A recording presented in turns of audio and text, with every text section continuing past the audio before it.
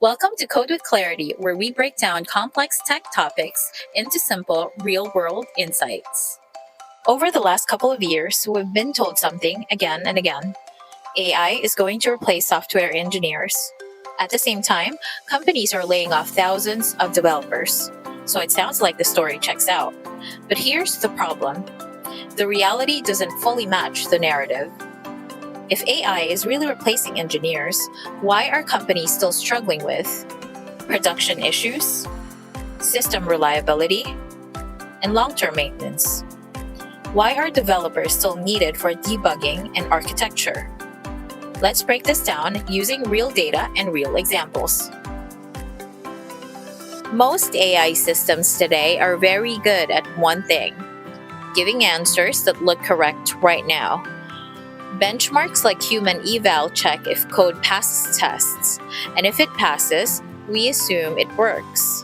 But real software engineering is not about writing code once, it's about maintaining systems, evolving them, and fixing issues over time. And this is exactly where AI starts to struggle. The Alibaba experiment. There was a long term study by Alibaba. They tested multiple AI coding agents across real code bases over months, not minutes. And the results were interesting. Around 75% of models broke working code during updates. Most systems accumulated technical debt, and only a small percentage maintained stability. That shows something important. Writing code is easy, but maintaining systems is hard, and AI is much better at the first than the second. The Amazon case. Now let's move from experiments to real production.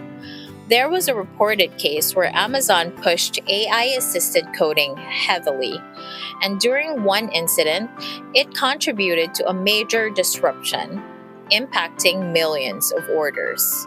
The key takeaway here is not AI failed. It's this: code that passes tests can still fail in production because real systems are messy. For example, edge cases, dependencies, and scale. And AI doesn't fully understand that context, at least not yet. Freelance study. Another study looked at AI in freelance work. What they found is that AI completed tasks faster, but needed significant corrections afterward. So overall, the speed increased, but quality didn't improve the same way. And sometimes the rework canceled the speed benefit. This next one is leading to something I'd call quick fix engineering. AI generated code focuses on passing tests, solving the immediate problem, but it often ignores structure, long term design, and hidden dependencies. So, what happens? You get systems that work today and then just break tomorrow. So, why all the layoffs? So, if AI isn't replacing engineers, why are layoffs happening? It's not just technology, it is strategy. Companies cutting costs, overconfidence in AI, pressure from investors, and moving to smaller, more skilled teams. AI becomes the justification, not always the actual replacement. So, what's actually changing?